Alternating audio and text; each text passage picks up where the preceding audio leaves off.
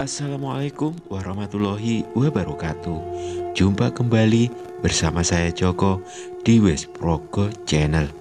Untuk cerita kali ini akan menampilkan cerita baru yang berjudul Sinden Pengabdi Setan bagian pertama.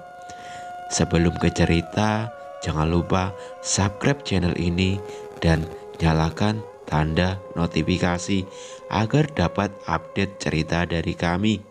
Atau kalian yang ingin membaca cerita dari Dioseta, akan kami cantumkan linknya di bawah deskripsi. Langsung saja kita dengarkan ceritanya. Aku berdiri mengagumi keindahan panggung yang berdiri tak jauh dari desa tempatku tinggal. Sebuah panggung yang dibangun dengan susunan kayu dengan latar pemandangan bukit di belakangnya. Sayangnya panggung ini sudah tidak pernah digunakan dan hanya dibiarkan begitu saja dengan kayu-kayu yang sudah mulai lapuk, seolah menjanjikan bahwa ia akan hancur tak lama lagi. Memang hanya lahan kosong yang berbatasan dengan hutan yang ada di sekitar tempat ini. Tapi kami anak-anak cukup senang bermain layaknya seorang penyanyi dan penari di atas panggung reot ini. Dari atas panggung, kami selalu merasa bahwa sebelumnya pernah ada rumah-rumah atau desa yang berada di sekitar. Apalagi pemandangan lahan yang sudah ditumbuhi semak pun seolah tidak bisa menutupi bahwa pernah kehidupan di sekitar kini ada. "Gendis, pulang yuk, sudah sore," ajak Kia, satu-satunya teman bermain yang seumuranku di desa. Aku melihat langit sudah mulai merah dan segera menuruti ajakan Kia untuk meninggalkan tempat ini. Walaupun senang bermain di sini, kami tahu dengan jelas bahwa matahari mulai terbenam. Pemandangan di tempat ini tidak akan lagi sama. Gelapnya malam merubah tempat ini menjadi lebih layak untuk dihuni oleh mereka yang tak kasat mata. "Dari pendopo hutan lagi?" tanya ibu yang sepertinya sudah beres menyiapkan makan buat kami. "Iya bu, main sama Kia." "Ya sudah, sana mandi dulu, habis itu makan, bapak bentar lagi pulang." Aku menuruti perintah ibu dan segera mengambil handuk menuju kamar mandi yang terpisah di belakang rumah. Dengan segera aku membersihkan tubuhku untuk kembali menemui ibu di meja makan. Ikan asin dan sayur lodeh, menu masakan yang selalu menjadi favoritku. Ibu sudah mengambilkan nasi dan meletakkannya di hadapanku. "Sekolahnya gimana? Ada PR enggak?" tanya ibu. "Ada, tapi tadi Gendis kerjain dulu sebelum main," jawabku sambil memamerkan senyumku pada ibu. Ibu balik tersenyum dan mengusap kepalaku. Biasanya ibu tidak bertanya mengenai pekerjaan rumahku, karena memang aku sudah terbiasa mengerjakan semuanya sendiri. Mungkin karena aku baru saja masuk SMP, ibu khawatir aku merasa kesulitan.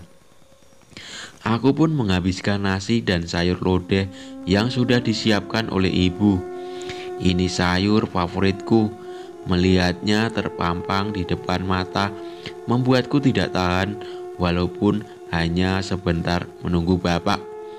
Belum lama aku selesai membereskan peralatan makanku. Dari luar terdengar suara berisik yang tidak biasa. Ada seorang warga yang berkerumun tak jauh dari rumah kami. "Ada apa bu?" tanyaku. "Mbuh gak tahu, ibu lihat dulu," balas ibu. Aku menyusul ibu dan menyaksikan keramaian yang terjadi di tengah desa. "Pergi, aku tidak sudi menerima kamu lagi," ucap Pak Baskoro, salah satu perangkat desa tempat ini. Di depannya terlihat seorang wanita masih dengan riasan menangis memohon kepada suaminya itu.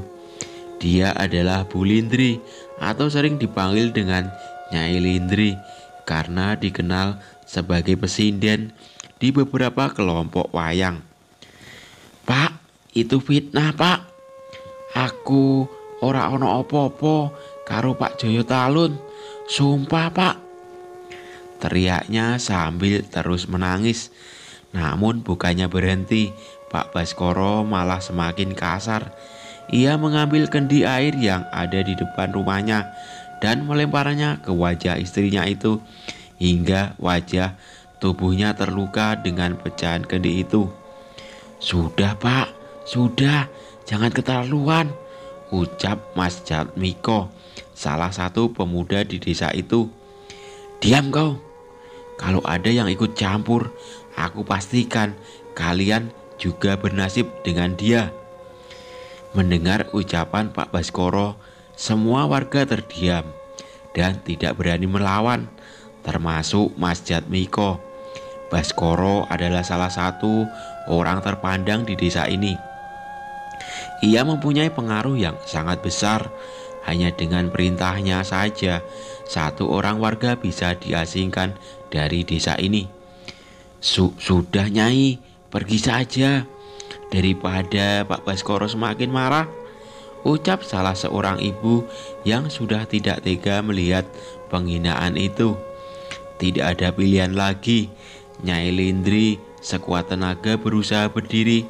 Ia menatap sekali lagi suaminya yang masih terus mengumpatnya dan berpaling berjalan meninggalkannya dengan langkah yang terseok-seok sambil menangis. Belum cukup puas, Pak Baskoro mengambil sebuah batu besar sebesar genggaman tangan dan melemparkannya hingga mengenai belakang kepala Nyai Lindri. Dari jauh pun aku melihat darah menetes dari kepalanya. "Perempuan sundal!" teriak Pak Baskoro menghantarkan kepergian Nyai Lindri. Aku yang melihat kejadian itu tidak mampu menahan tangis. Walaupun luka dari lemparan batu itu pasti sangat sakit, tapi aku yakin itu tidak sesakit luka yang ditorehkan suaminya di hati dan perasaannya, hingga suara isak tangis Nyai Lindri terdengar di setiap langkahnya. "Bu, kita tolong Nyai Lindri, Bu. Pintaku kepada ibu. Jangan, Nak. Kalau ketahuan keluarga kita bisa celaka," larang ibu. Tepat saat Nyai Lindri meninggalkan gerbang desa, terdengar suara alunan tembang mengalun di tengah kesunyian dengan suara isak tangis di setiap jedanya. Itu adalah suara Nyai Lindri. Aku tidak dapat mendengar dengan jelas kata-kata yang dinyanyikan, namun aku berani memastikan tidak ada hati yang tidak ternyuh melihat dan mendengar kejadian saat ini. Setelah Nyai Lindri menghilang dari kegelapan hutan, semua warga membubarkan diri dan masuk ke rumahnya masing-masing. Dalam kesunyian, tak lama kemudian bapak pun pulang ke rumah. Wajahnya terlihat sedikit bingung. "Pak, Bapak tahu masalahnya Nyai Lindri?" tanya ibu. "Iya, Bu, mereka sudah keterlaluan." Bapak mendengar perbincangan Baskoro dengan Ki Joyo Talun, ucap bapak. "Maksud bapak apa?" "Sudah, Bu, bukan urusan kita. Lebih baik kita jaga jarak dulu dari mereka." Bapak pun terlihat tidak ingin membahasnya dan pergi ke belakang untuk mandi. Ucapan bapak malam itu mulai ku mengerti. Beberapa hari setelahnya, Pak Baskoro membawa seorang perempuan untuk tinggal di rumahnya. Menurut cerita, dia adalah salah satu penari yang dikenalkan oleh Joyo Talun. Bagaimana mereka bisa akrab? Padahal Pak Baskoro menuduh Nyai Lindri berselingkuh dengan Ki Joyo Talun. Rupanya itu hanya rencana mereka berdua. Saat itu untuk memisahkan Nyai Lendri dari Pak Baskoro agar ia bersama dengan wanita penari itu. Pak Baskoro juga sering memamerkan kemesraan dengan perempuan itu di depan warga. Warga yang melihatnya hanya meladeni ucapan Pak Baskoro karena takut. Suara malam tiba-tiba terdengar suara tembang dari suara yang lirih. Warga mencari asal suara itu dan melihat Nyai Lendri di depan desa menyaksikan Baskoro dan wanita itu berduaan dengan mesra. Wajah Nyai Lendri terlihat begitu kotor dengan baju dan rambut yang berantakan. Ia terus menyanyi sambil meneteskan air mata. Pak Baskoro yang melihat hal itu segera pergi dan membawanya perempuan masuk kembali ke dalam rumah tanpa menghiraukan Nyai Lendri. Setelah kejadian itu, setiap malamnya Nyai Lendri selalu muncul di desa dengan menyanyikan lagu yang semakin terdengar lirih. Mungkin ia berharap hari Pak Baskoro bisa tergerak dan mau menerimanya kembali. Sayangnya yang terjadi adalah sebaliknya. Hari-hari berikutnya Nyai Lendri kembali ke desa. Pak Baskoro sudah bersiap bersama Ki Joyo Talun menyambut kedatangannya. "Perempuan Sundal, sudah itu urusanmu. Tubuh dan nyawanya sudah tidak ada urusannya denganku," ucap Pak Baskoro kepada Joyo Talun. Mendengar kata-kata itu, Joyo Talun tersenyum. Ia segera mengajak anak buahnya keluar dari desa untuk menghampiri Nyai Lendri. Seketika wajah Nyai Lendri ketakutan. Ia pun berusaha untuk pergi. Namun aku yakin orang-orang itu mampu mengejarnya.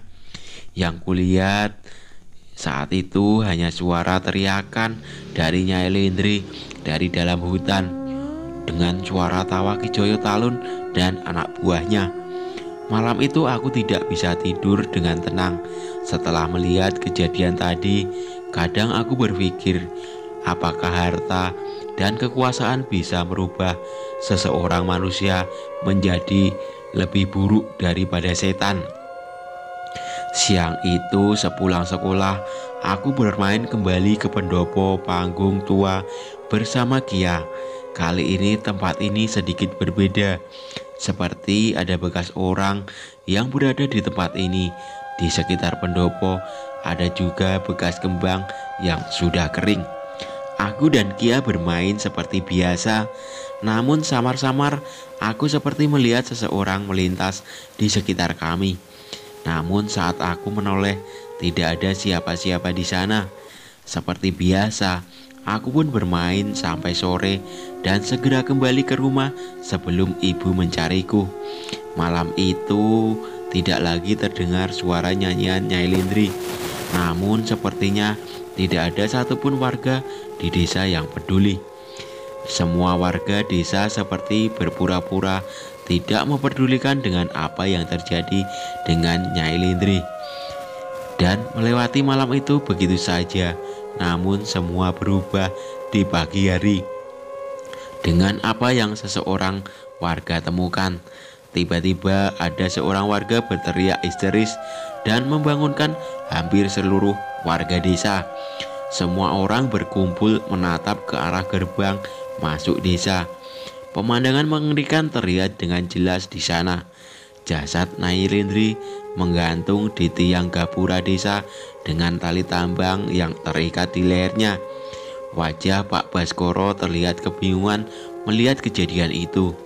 Ia tidak menyangka niat busuk yang ia rencanakan dengan Ki Joyo Talun sampai membuat Nyai Lendri berani mengakhiri hidupnya dengan cara seperti ini.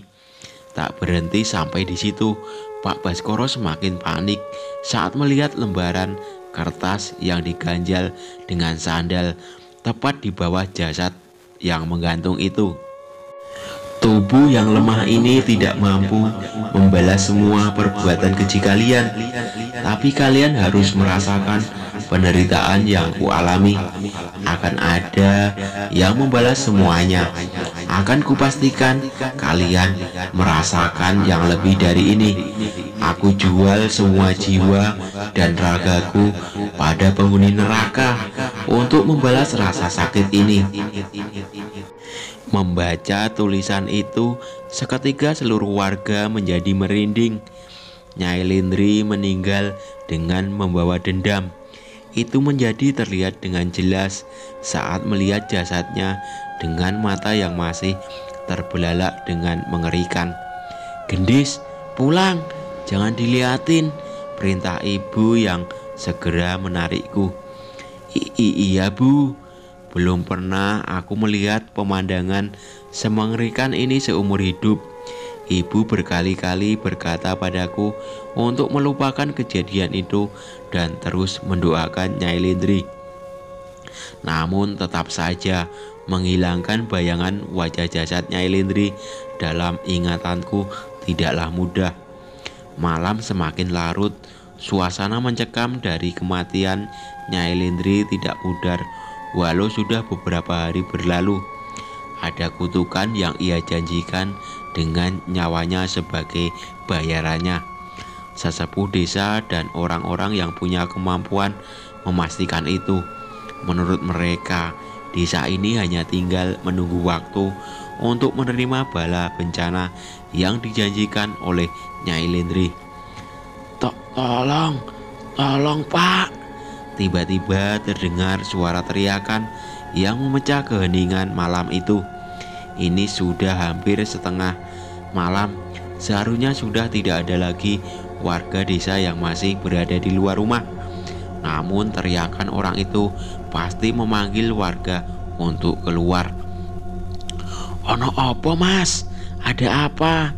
tanya salah seorang warga. "Tolong Pak, di desa sebelah, desa saya. Desa Bapak kenapa?" "Kami sedang mengadakan pementasan Ki Joyo Talun. Lalu ada kejadian aneh Pak," ucap orang itu dengan terbata-bata. "Kejadian aneh? Apa maksud Bapak?" Warga desa sebelah itu menceritakan saat Ki Joyo Talun tengah mengadakan pertunjukan wayang, tiba-tiba semua pemain terhenti. Tidak ada satupun sinden dan pemain gamelan yang mengeluarkan suara. Entah mengapa bisa begitu. Tak lama setelahnya terdengar suara seorang sinden dan nembang dengan suara yang aneh. Warga desa semakin melihat ke sekitarnya, namun tidak ada satupun petunjuk asal suara itu. Suara itu seperti mengalun di sekeliling warga, seolah ada seorang sinden yang menembang di sekitaran warga. Anehnya Ki Joyo Talun terlihat ketakutan. Matanya menuju ke arah suara itu dengan tubuh yang gemetar. Seluruh anggota pementas pun terlihat sangat aneh. Warga desa melihat ke sekitarnya, namun tidak ada satupun petunjuk asal suara itu. Suara itu seperti mengalun di sekeliling, seolah warga ada seorang sinden yang nembang di sekitar warga. Anehnya, Ki Joyo Talun terlihat ketakutan. Matanya menuju ke arah suara itu dengan tubuh yang gemetar. Seluruh anggota pementasan pun terlihat aneh. Dan tepat saat kidung itu selesai, Ki Joyo Talun dan seluruh anggotanya tergeletak tak bernyawa di tempatnya masing-masing, dengan mata yang terbelalak dan darah yang terus mengucur dari telinganya. Seketika seluruh warga desa itu panik mencari pertolongan ke semua desa terdekat. Saya sengaja menuju desa ini karena sepertinya saya mengingat suara itu. Suara itu mirip salah satu sinden yang berasal dari desa ini, Nyai Lindri. Seketika seluruh warga desa panik. Suasana hening di malam itu berubah menjadi keramaian dari semua warga yang mempertanyakan nasib mereka. "Pak, ini seperti yang diceritakan Eyang dulu," tanya ibu pada bapak. Bapak terlihat berpikir, namun sepertinya ia mengingat sesuatu. Begitu juga dengan beberapa warga. Nyai Lindri membangkitkan kutukan itu dengan nyawanya sebagai bayarannya, ucap salah satu warga desa. Kutukan, desa ini pernah kena kutukan. Aku tidak pernah mendengar cerita tentang ini sebelumnya. Dari warga yang berbisik-bisik, aku mendengar mereka membicarakan tentang kutukan dari sinden pengabdi setan yang pernah tinggal di sekitaran tempat ini. Ini semua salah Baskoro, ucap Mas Jatmiko yang sebenarnya sudah sangat kesal dengan kelakuan Pak Baskoro. Benar, harusnya dia bertanggung jawab, tambah warga lainnya. Kekesalan mereka sudah memuncak dan bersiap menghampiri rumah Pak Baskoro. Tapi beberapa warga menghadangnya. Mereka mengingatkan bahwa sebelumnya ada warga desa yang mencoba berurusan dengan Baskoro, dan warga itu berakhir di tengah hutan dengan tubuh babak belur hingga cacat. Akhirnya orang itu pun memilih untuk meninggalkan desa karena terus diteror anak buah Baskoro. Bencana yang menimpa kelompok Wayang Kijaya Talun tidak dapat dilupakan begitu saja oleh warga desa. Kisah itu membuat warga desa was-was. Bahkan Pak Baskoro sampai beberapa kali mengundang dukun untuk melindunginya. Dia percaya hal itu bisa melindunginya dari Nyai Lindri. Malam Selasa Suro, aku mengingat saat itu bulan purnama bersinar begitu terang. Di depan teras rumah, aku menunggu bapak dan ibu yang seharusnya sudah pulang dari tadi. Entah hanya halusinasiku atau bukan, samar-samar aku melihat bayangan yang kadang terlihat dan kadang menghilang melintas di hadapanku. Sekilas bayangan itu menyerupai seorang wanita yang mengenakan kebaya. Tak lama setelah itu, sayup-sayup aku mendengar suara seorang wanita yang sedang bernyanyi. Suara itu terdengar ke seluruh penjuru desa, berupa suara tembang yang dinyanyikan oleh seorang sinden tanpa iringan musik. Seketika aku merasa merinding dan memilih untuk masuk ke rumah. Setelah aku masuk, tak lama kemudian terdengar suara langkah kaki yang terburu-buru masuk ke dalam rumah. Itu adalah suara bapak dan ibu. Mereka buru-buru menuju kamarku dan melihat wajahnya terlihat lega saat menemukanku. "Ada apa toh Bu?" tanyaku. Enggak apa-apa Duk, tidur saja, nanti ibu temenin," balas ibu sambil mengatur napasnya. Ibu meninggalkanku sebentar untuk berbicara dengan bapak. Samar-samar aku mendengar mereka sedang membicarakan Nyai Lindri dan Baskoro. Sebelum akhirnya mereka selesai dan ibu kembali ke kamar. Setelah itu ibu mendekat, aku baru menyadari keanehan wajah ibu. Wajahnya terlihat cemas. Tepat saat itu aku mulai tertidur. Sayup-sayup terdengar suara tembang yang dinyanyikan seseorang. Suaranya terdengar tidak jauh dari rumah kami, tapi suaranya terdengar lirih dan sangat menakutkan. Seketika itu juga wajah ibu berubah.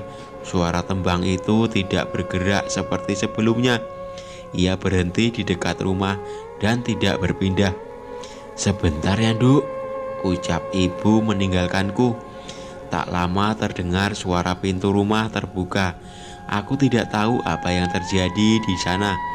Aku merasa ibu dan bapak di luar cukup lama, sampai akhirnya ibu kembali ke kamarku. "Bu, itu siapa yang nembang malam-malam begini?" tanyaku yang masih mendengarkan suara seorang wanita sedang nyinden dengan suara yang tak jauh dari tempat kami berada. "Sudah nak, jangan dihiraukan, tidur yang nyenyak ya," ucap ibu lagi dengan mimik wajah yang seolah terlihat ketakutan. Walau begitu, ibu tetap menenangkanku dengan menemaniku tidur sambil membelai rambutku. Ia menggumam, menyanyikan lagu untuk menenangkanku dan berhasil membuatku tertidur.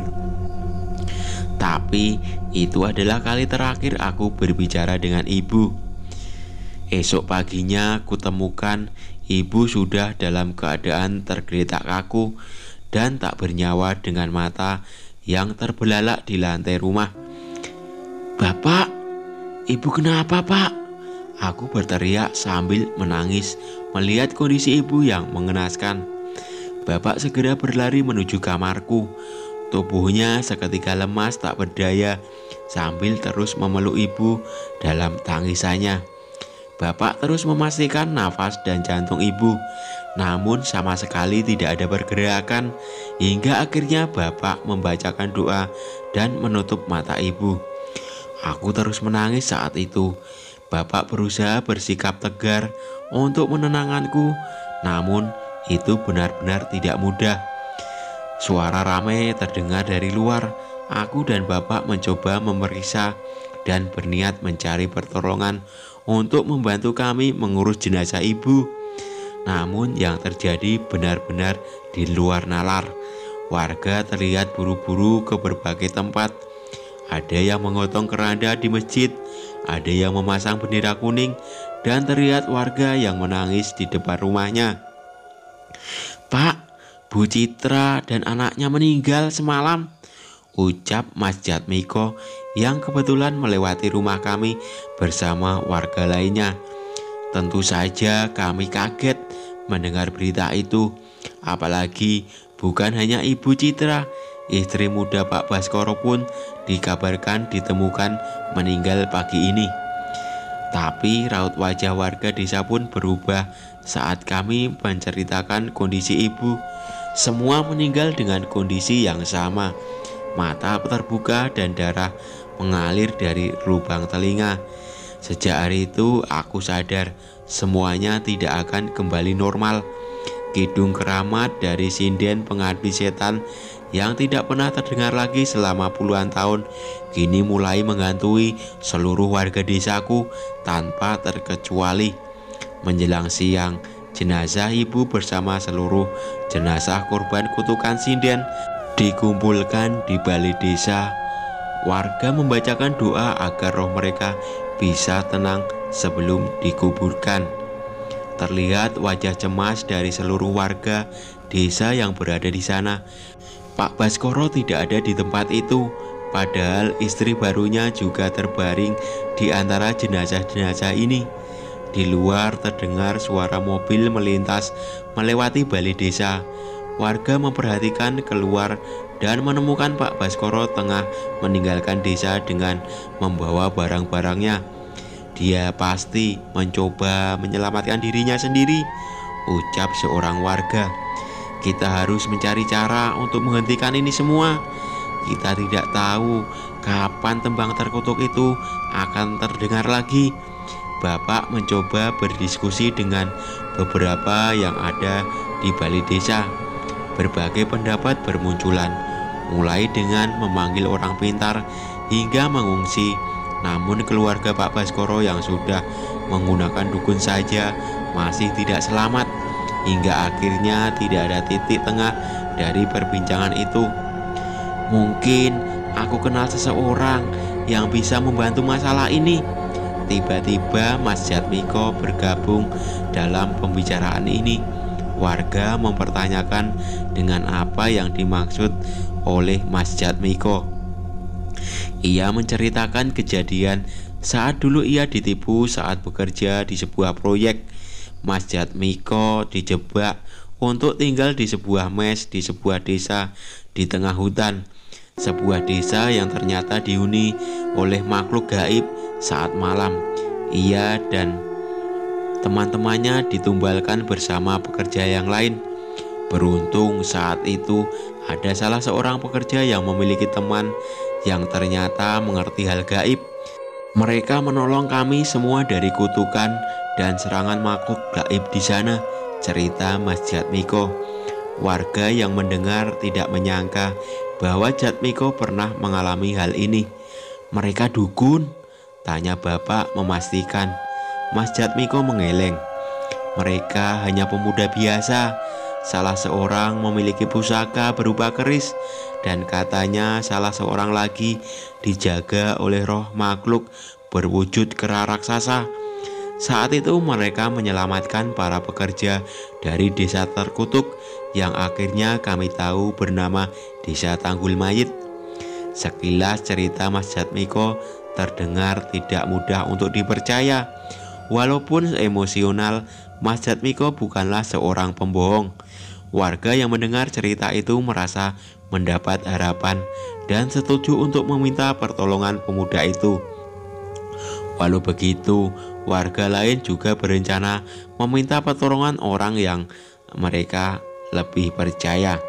Satu hal yang aku tahu, kami warga desa tidak ingin kalah begitu saja dari kutukan ini. Satu yang kami sepakati, kami yakin bahwa hanya Yang Maha Kuasa lah yang mampu menentukan kapan nyawa kami akan meninggalkan jasad kami. Oke, sampai di sini dulu cerita dari saya. Jangan lupa subscribe, like, share, komen, dan nantikan cerita-cerita berikutnya dari kami. Wassalamualaikum warahmatullahi wabarakatuh.